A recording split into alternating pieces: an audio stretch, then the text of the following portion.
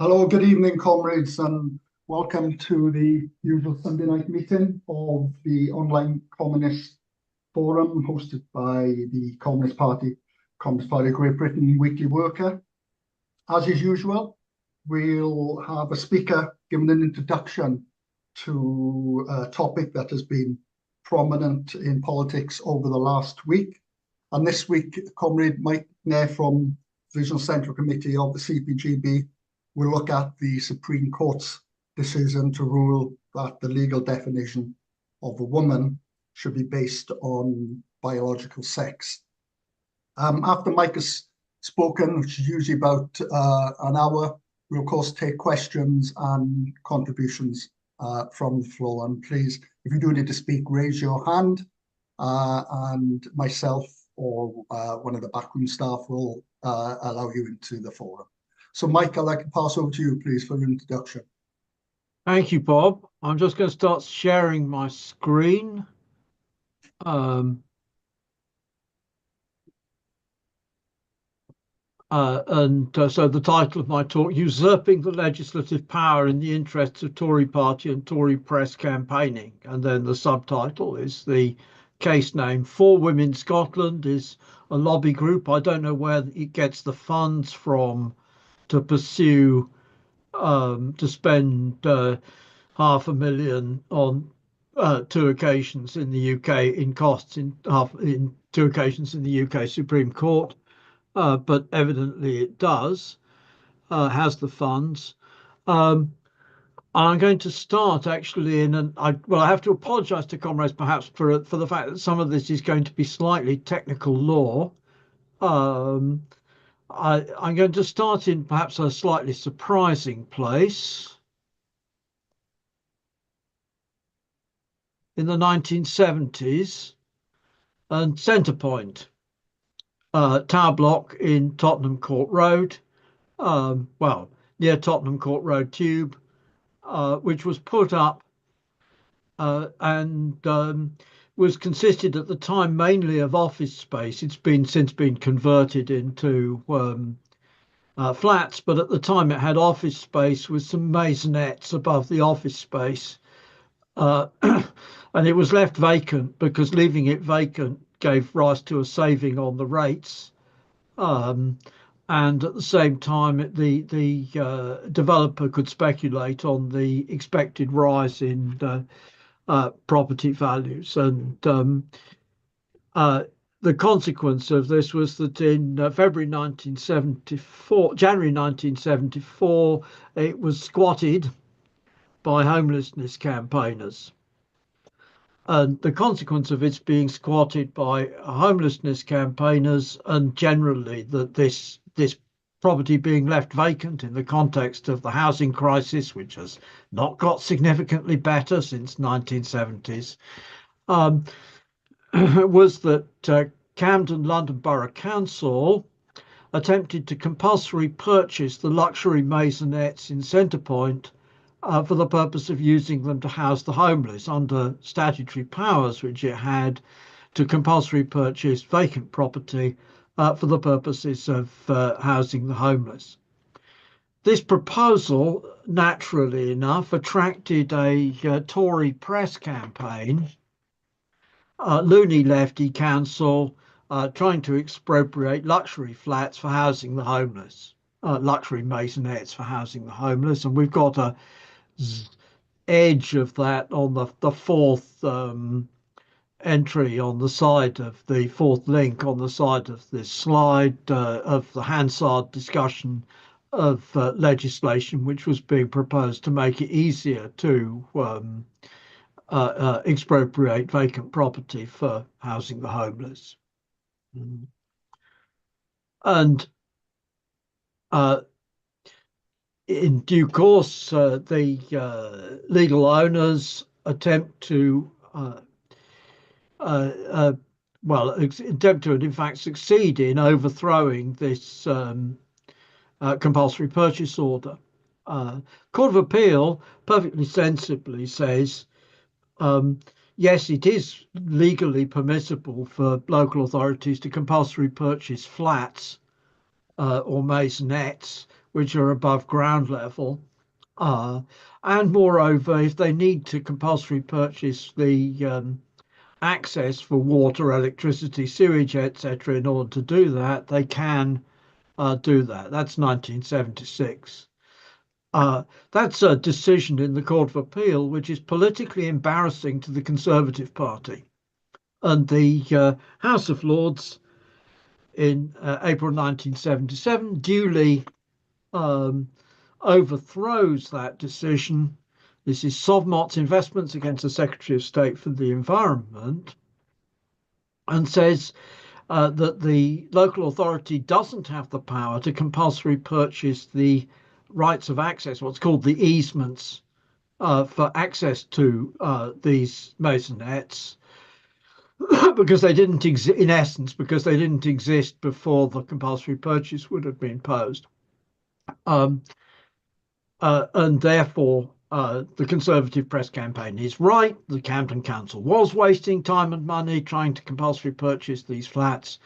Um, and so this is success for the Conservative Party. It's bloody inconvenient, and it's such sufficiently inconvenient ruling that the Conservative government of Margaret Thatcher reverses it by statute for the purposes of compulsory purchase, the compulsory purchase aspect of it. Part 5 and Schedule 3 of the Acquisition of Land Act 1981 gives the local authority power to, among other things, acquire easements for property of this sort. The underlying rule, which the House of Lords had adopted in order to defeat the compulsory purchase order, has in consequence become controversial. And in Platt and Crouch in 2003, Kent and Kavanagh in 2006, Wood and Waddington in 2015, we get divergent views about whether, in essence, whether Sovmott's in the House of Lords is dispositive, which is the view taken in Kent and Kavanagh, or whether it isn't, which is the view taken. They're all in the Court of Appeal, Platt and Crouch, Wood and Waddington. Now, normally, in terms of the effect of legal precedents, you would think that House of Lords decisions were binding on the Court of Appeal, so that Kent and Kavanagh should be right and Platt and Crouch and Wood and Waddington should be wrong.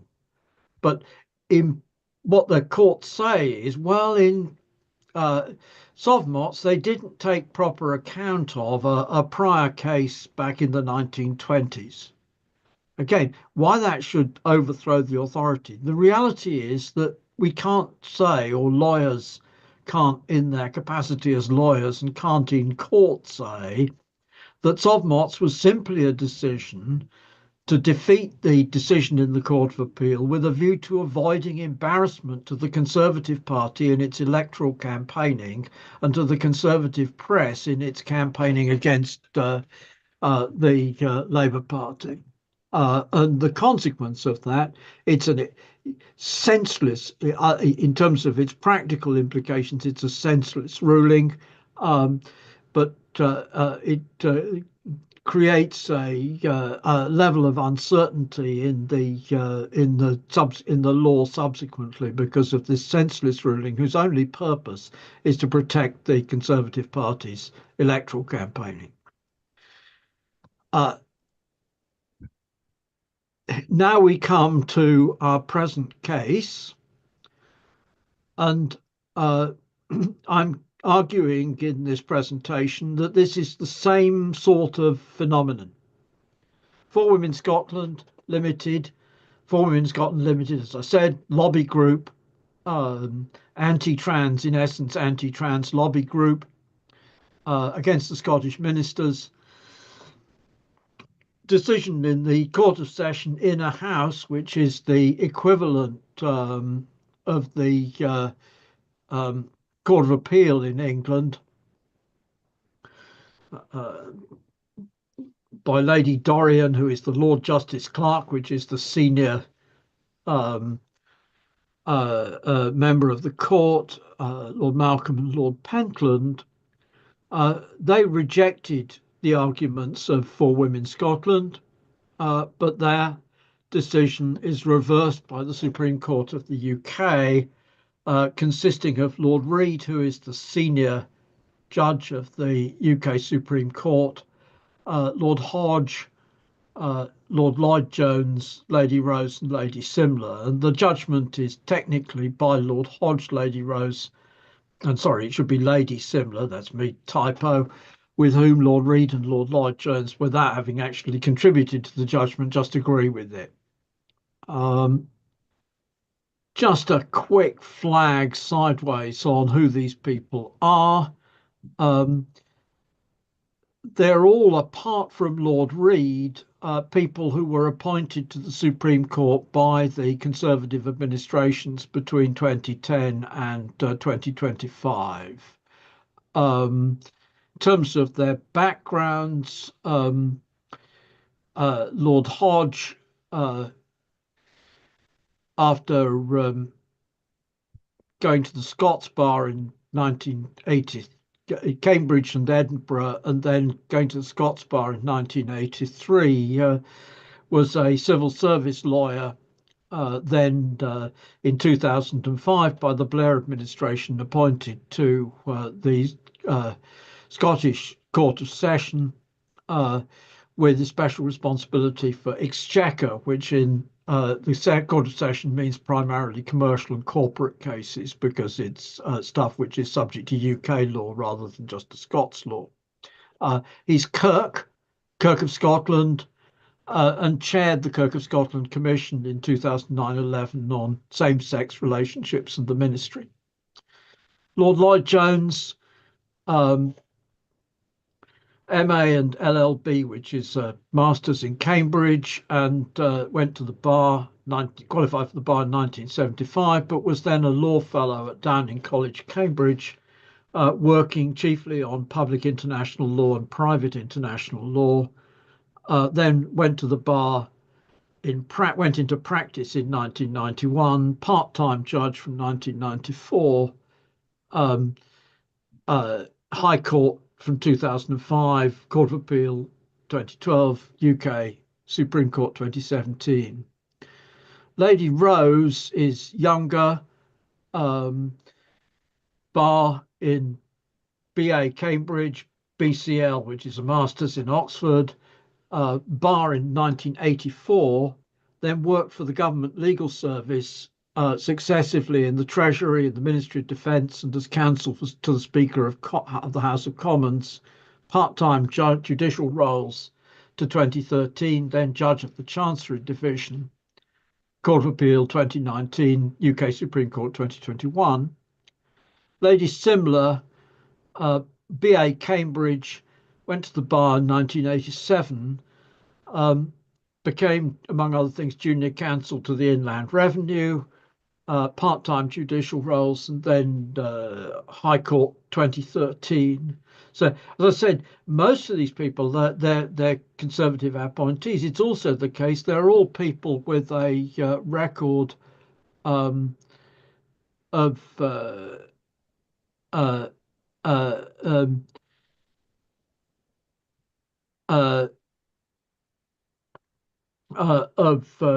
working for the civil service. There's a sort of government type. It says something about the nature of the judicial appointments which have been made by the Conservative Party, that they're Conservative governments, that they're not, as a whole, in general, people involved in equalities. Similar is, it has been involved in equalities law, but the others are not generally people who've been involved in equalities law or public law, but in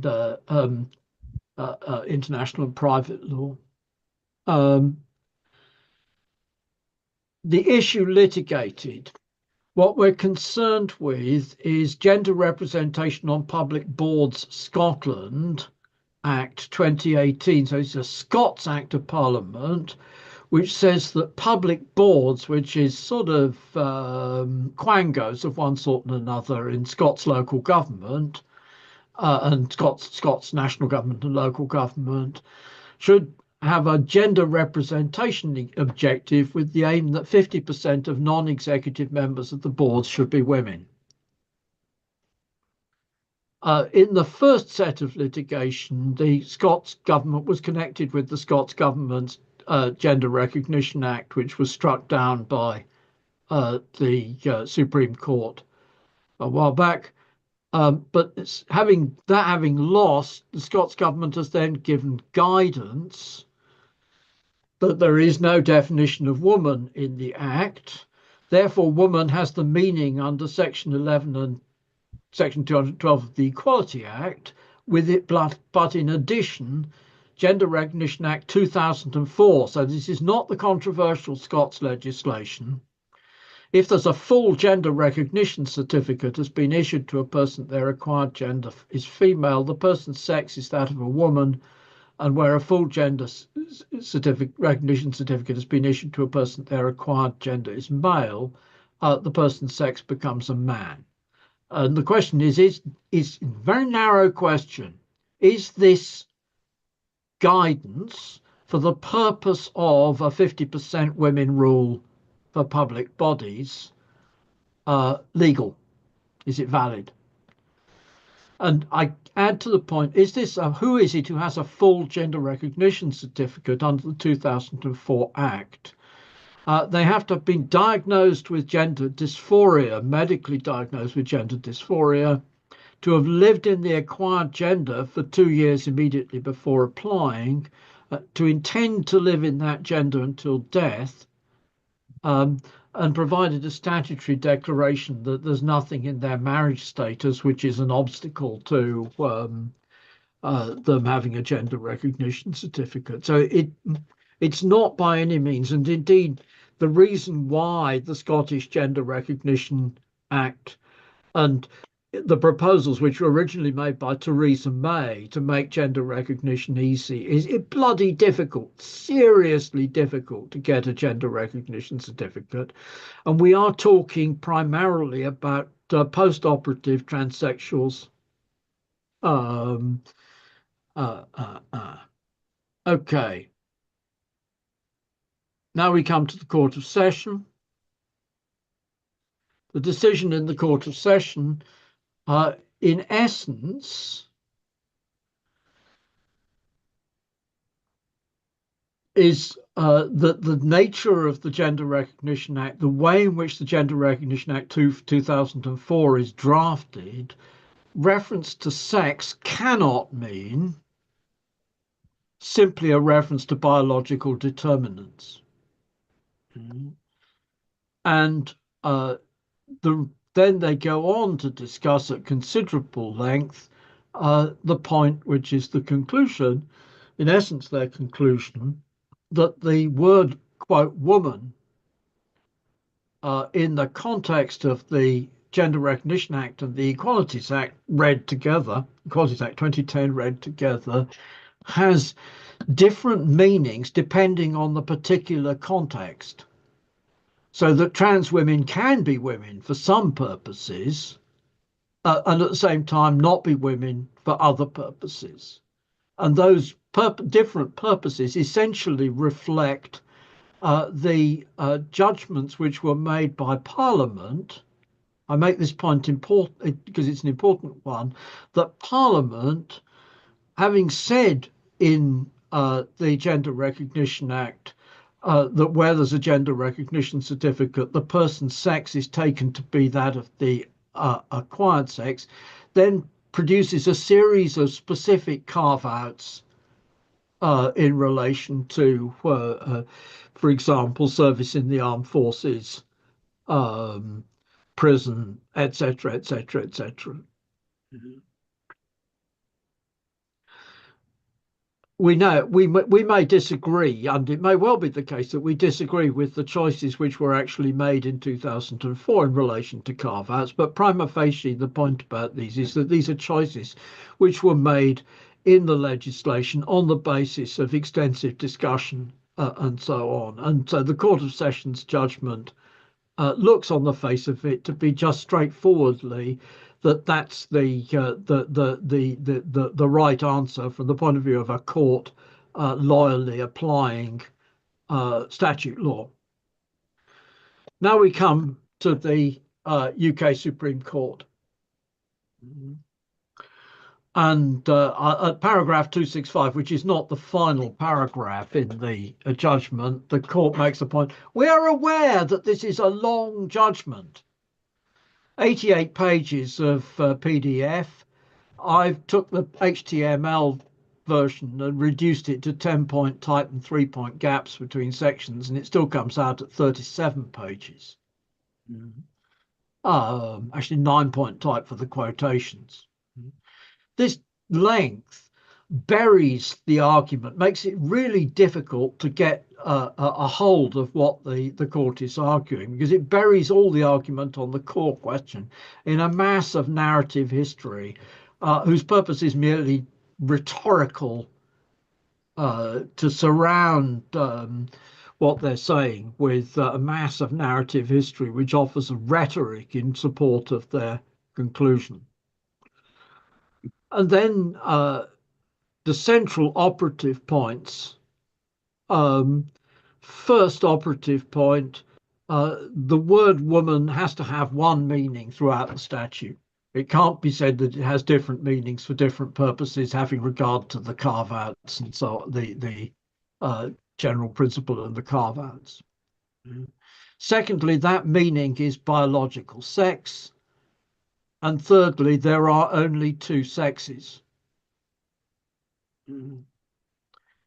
And secondly, in connection with this is stuff which is actually frames at the beginning of the judgment and at the end of the judgment, frames this argument,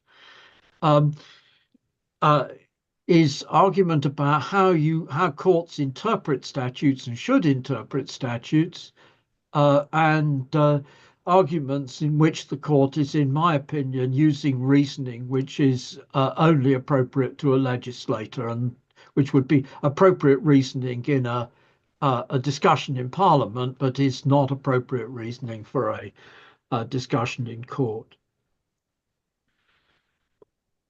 So we start with the first operative point, that there's only one meaning, and the justification is for saying that the legislator has to be taken to be achieving a coherent meaning, and that this coherent meaning is, this is the way of sort of ensuring coherent, stable and workable outcome. An approach to the meaning of statute that is constant and predictable. This will be achieved if the legislation is construed according to the ordinary meaning of the words used. This is a quote from a prior case, but it's endorsed in this present case. Whenever judges say this is the ordinary meaning or the ordinary natural meaning, this is not quite I reach for my machine gun territory, but it's a territory where we should assume that the judges are about to make an arbitrary and unsatisfactorily reasoned decision. Because if you get to a senior court, ex hypothesi, and we've got 5 judges sitting in the UK Supreme Court, but 4 judges, the Lord Ordinary, who is the judge at first instance in the Court of Session below, and the 3 judges of the Inner House, the Court of Appeal, have decided the other way. So what the ordinary natural meaning of this word is precisely controversial, debated, not obvious, straightforward, and therefore the best way to achieve coherence. Secondly, this meaning is to be biological. And I've got a series of extracts showing paragraph 158, paragraph 164, paragraph 171, particularly paragraph 164. There is no reason to suppose that Parliament intended to introduce a change of substance from Sex Discrimination Act 1975 by introducing a modification to the meaning of sex in accordance with section 9.1 of the Gender Recognition Act 2004. Well, actually, normally we would expect that the GRA 2004 did modify normal legal reasoning. We would expect that the GRA 2004 did modify the Sex Discrimination Act 1975. And then the definition of sex makes clear that the concept of sex is binary. A person is either a woman or a man. I observe on this that this is biologically untrue. There are a significant class of people who are biologically intersex, and the unwillingness to make any reference to the fact that there is a significant class of people that are biologically intersex tells us that what these guys are actually doing is attempting to legislate the doctrine in Genesis that male and female created he them. Although the word biological in 171 does not appear in this definition, the ordinary meaning of those plain and unambiguous words corresponds with the biological characteristics that make an individual a man or a woman. Again, ordinary meaning, plain and unambiguous words. This is typical rhetorical exercise in order to enable a court to make a dodgy decision. There's a pair of articles from the 1970s in the Modern Law Review about the 1980s in the Modern Law Review about the Thatcher government's appointments in judicial appointments in the House of Lords, as then was called After the Ancien Regime, which pointed to this sort of practice of saying it's the ordinary, natural, it's obvious, etc., as a way of dodging careful reasoning. Secondly, only two sexes. I've already referred to that, but I add to it that only two sexes is absolutely fundamental to these guys, the argument in the UK Supreme Court. Okay, so that's the operative part of the argument. The word woman has to be used with the same sense all the way across the Equalities Act 2010. That sense is biological, and all persons for that biological purpose are either men or women. There's no such thing as intersex people. Leave aside whether the question whether trans women are women for what purpose, etc. The question of trans men being men is not posed by this because basically because there isn't significant discrimination against men tackled by the Equalities Act 2010. Okay, so then we come to backing this up. And on backing this stuff up, what we have is arguments about how the court interprets acts of parliament. And I'm going to put interprets in quote marks because it seems to me this goes quite some way from what one would ordinarily call interpretation. Firstly, the court says at 81 and at paragraph 81 and at paragraph 104 that we're not going to use the explanatory notes. The explanatory notes in the Gender Recognition Act 2004 do say that the sex, the legal sex of a person who has a full gender recognition certificate is changed. If the explanatory notes had said the legal sex of the person who has a full gender recognition certificate will not be changed, but there will be a new category of whatevers, then it's unlikely that the legislation in that form would have passed Parliament, partly because the point of the bloody legislation in 2004 was to avoid the UK having to continually pay out damages to trans men and trans women in the European Court of Human Rights, because the Court of Human Rights had held that the UK had to pay out damages to trans men and trans women whose acquired gender was not recognised by UK law. And the House of Lords had decided that this couldn't be dealt with at a judicial level. There had to be legislation.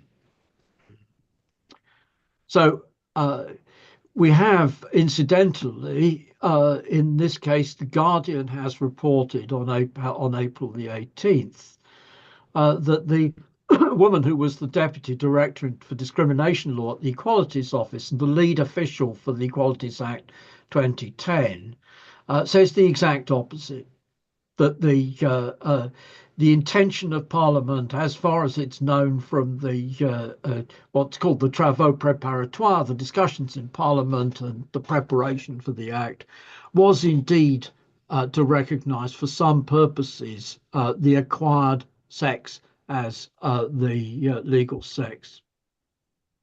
So the proposition that we can't use the explanatory notes, there are twos and fro's about can't we use the explanatory notes, but the explanatory notes, it seems to me, are published, and they're published to the members of Parliament who vote. And it's in the same way as actually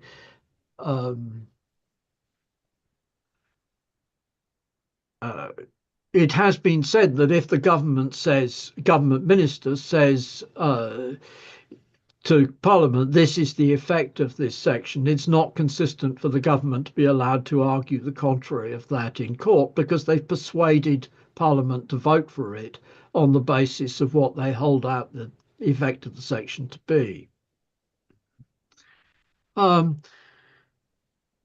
Secondly, we are interpreting. Statutory interpretation involves an objective assessment of the meaning. Now, not an objective assessment of the meaning which Parliament used, but an objective assessment of the meaning which, quote, a reasonable legislature would be seeking to convey in using the statutory words which are so considered. A reasonable legislature. What does a reasonable legislature mean? Famously, Lord Radcliffe in Davis and Fareham UDC. This is about contract terms. This is a case about contract terms and unexpected circumstances which change the effect of the contract. The point is being made is that it's actually not something which the parties have thought about. Ex hypothesize, because if the parties had thought about it, they might have said something about it, and they haven't said something about it. So it might seem, says Lord Radcliffe, that the parties have become so far disembodied spirits that their actual persons should be allowed to rest in peace. In their place, there arises the figure of the fair and reasonable man. And the spokesman of the fair and reasonable man, who represents, after all, no more than the anthropomorphic conception of justice, is and must be the court itself. The reasonable man means simply what the court thinks.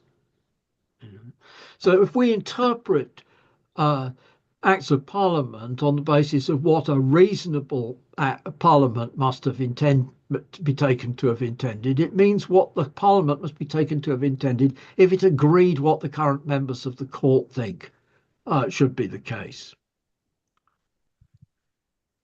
And where we go now, I'm leaping back to 1686. And indeed, further back, Dr. Bonham's case in 1610. In some cases, the common law will control acts of Parliament and sometimes adjudge them to be utterly void. When an act of Parliament is against common right and reason, or repugnant or impossible to be performed, the common law will control it and adjudge that act to be void. This is Edward Coke. It's not Edward Coke as a reporter. He was Lord Chief Justice of Common Pleas at the time of this case, but as a reporter, it was notorious already to his contemporaries that he wrote down what he thought ought to be in the decision rather than what was actually in the decision. But he, nonetheless, because of his politics and history, Cook's reports became authoritative. So Godden and Hales is a collusive test case in which a friend of the government prosecutes Hales for Catholicism for failing to swear the test oath against Roman Catholics holding military command. He's been appointed as a militia officer, and the king has given him a dispensation from the obligation to swear the test oath. And again, this case is decided exactly like Bonham's case on the basis of impossibility. Powis, Solicitor General for the defendant, this act, that is to say the Test Act, which required um, Catholics to swear the test oath and, well, officers, army officers to swear the test oath, and said that it couldn't be dispensed with, would entrench upon an inseparable branch of the King's prerogative, which no act can take it away. And the Lord Chief Justice Herbert, the kings of England were absolute sovereigns. The laws were the king's law. The king had the power to dispense with any of the laws of government as he saw necessity for it. He was the sole act judge of that necessity. No act of Parliament could take away that power. It's an example of something which is against common right and reason, repugnant or impossible to be performed. It's putting back to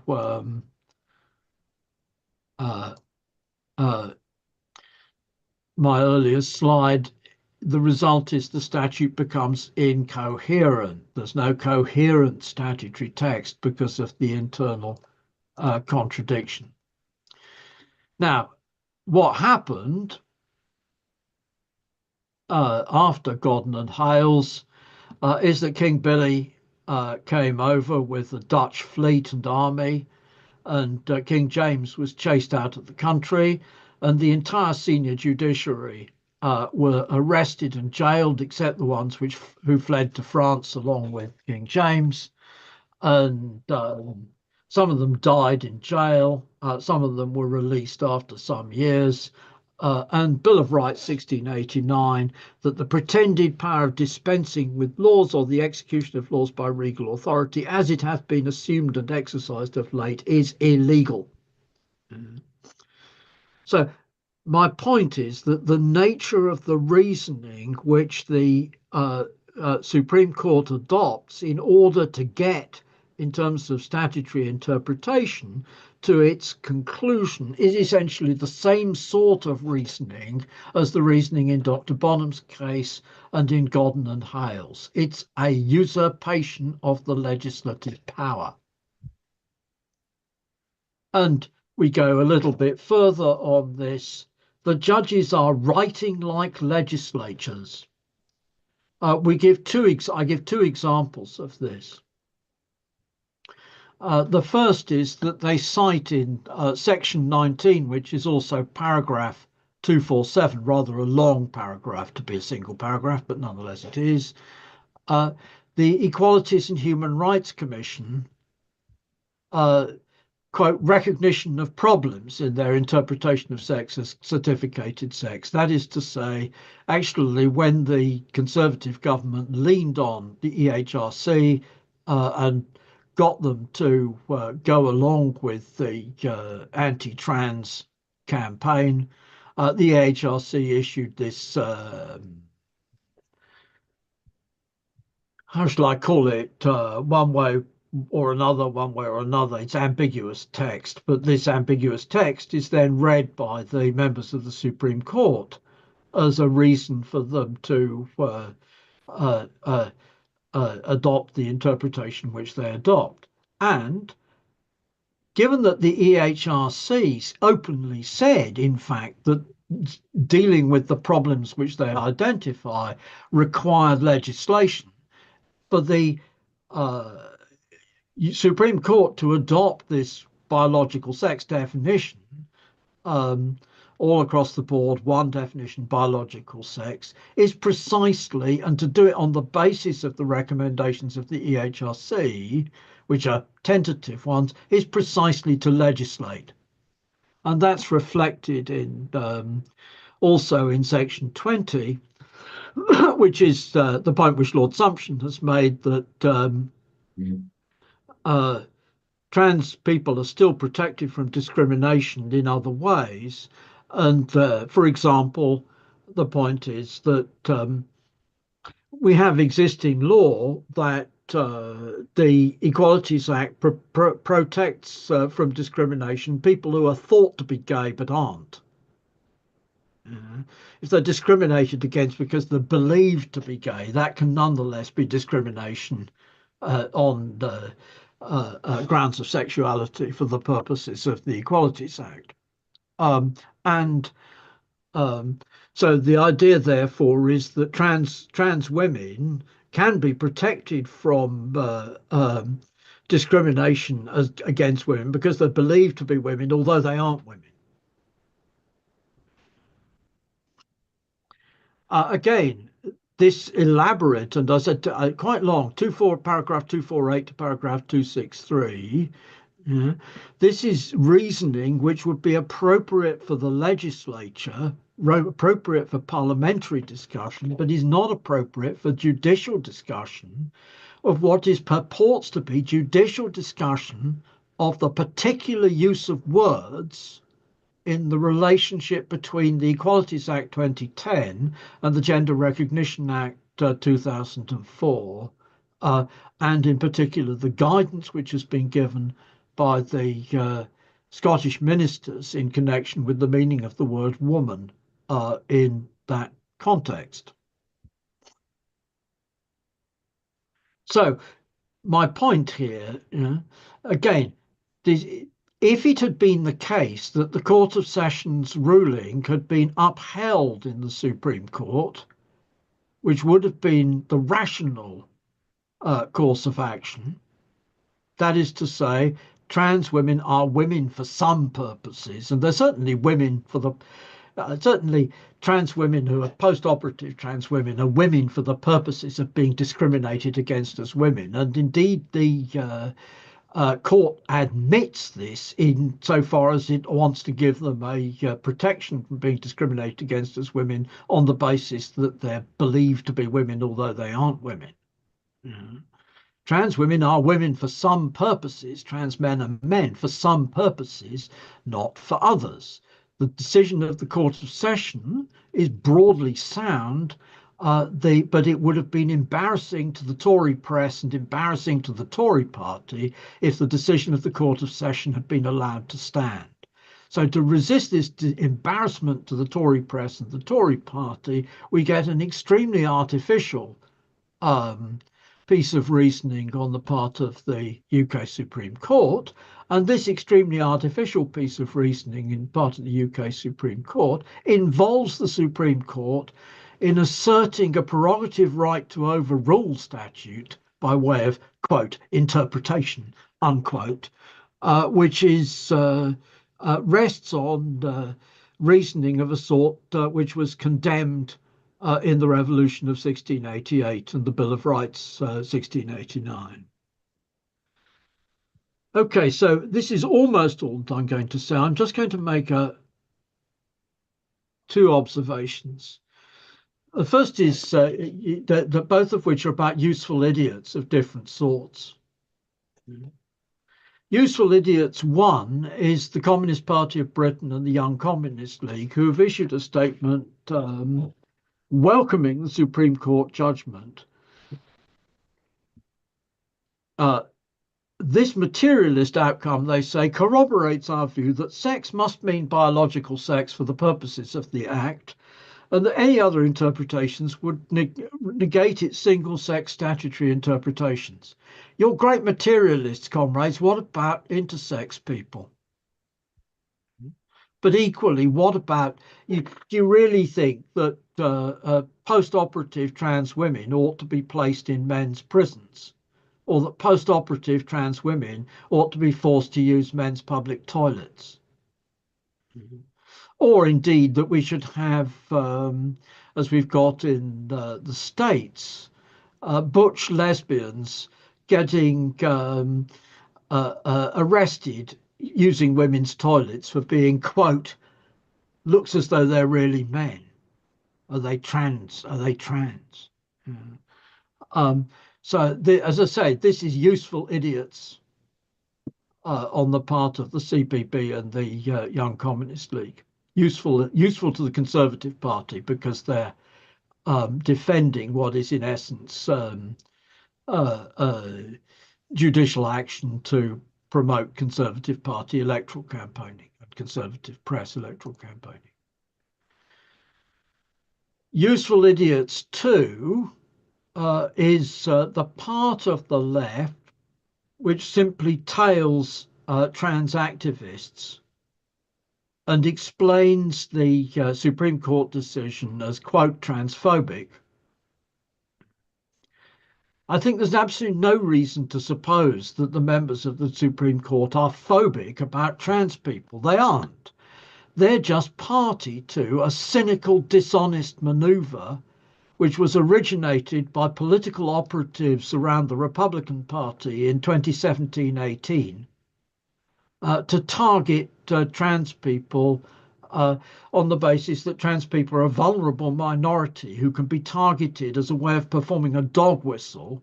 And this dog whistle operation is not, in fact, in favour of feminism. It's actually in favour of separate spaces, gender politics, and Kinderkirche Küche for women, as is reflected in the fact that the guys who promote this stuff are also promoting trad wives and surrendered women. And the Trump administration, which has been very vigorous in promoting this stuff, and indeed it's out of the Republican Party's electoral manipulation operators that this whole campaign has begun in 2017-18. Yeah. Also, the guys who say that Andrew Tate should be free, that Andrew Tate is although on bail for alleged sexual assaults, is allowed to go to the United States for the benefit of their campaign. This is useful idiots. That's useful idiots like the Morning Star guys, useful idiots for. But the other side of this, the people are useful idiots in different way because they imagine that this is about transphobia and that the slogan is, quote, trans women are women. Well, actually, no. Trans women are women for some purposes. There are other purposes. So, for example, trans women, Yasmin raised this with us in discussion in PCC, but I have written about it before in an article on this topic. Trans women are much less likely to get breast cancer than cis women. Surprise, surprise. Trans men are much less likely to get prostate cancer than cis men. Again, surprise, surprise. It's not terribly surprising. It's not total because cis men can get breast cancer and cis women can get prostate cancer. It's just extremely unusual. So it does matter. And there are a whole load of other areas where medical treatment, it's not the case that, quote, trans women are women, trans men are men as an absolute general point. And then the consequence of attempting to maintain that position and of explaining all this stuff in terms of superficial ideological phenomena of phobias and of bigotry rather than cynical political manipulation is to put the revolutionary left, because I've got anti-capitalist resistance, RS21 and workers' power as all of examples of this, to just line them up behind trans activists who were committed to the Clintonista model of the coalition of the minorities through intersectionality with the intersectional unity of all the minorities with Wall Street. And the result of that, as we've seen, we saw in 2016 vote Clinton, get Trump, and we saw last year vote Harris, get Trump. You actually get the opposite of what you're seeking. And the inability of the tailist left to offer an alternative to that politics is fundamentally a real fundamental trap. So that's all I'm going to say. Okay, thank you. Thank you, Mike, for that introduction. The background I found quite interesting, and the politics behind it. So, comrades, I got a couple of questions for Mike from myself, but I just want to say that if comrades want to make a contribution on this topic, could they raise their hand, please? And I shall take comrades in a minute. Can I just ask Mike, just so comrades get their thoughts together before I call Tina in? I mean, in terms of the general recognition certificate, a lot has been made that trans who have this certificate are going to be protected. I mean, it strikes me that, first of all, how is that going to be enforced in terms of safe spaces? But my understanding also is that there's only a very small number of the trans community that have this gender recognition certificate. So in terms of this blanket protection that's being espoused by certain members of the parliament, I don't think that's a good call. I think that's over-egged. And secondly, I do agree with that. And secondly, I noticed on the demonstration, I think over the weekend, that some trans groups, or quite a lot, were considering appealing against this decision.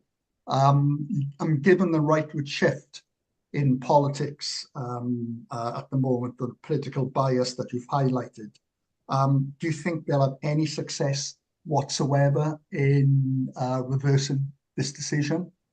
Do you think it's important for they're using it as some sort of campaign to cohere support around it? So again, what's your opinions on that? Tina? Yes, thanks very much, Mike. Really useful, and I can't say I understood everything about particularly older legislation, etc., old court cases, etc. But it certainly was very interesting. In terms of how this affects the left, I mean, just judging from social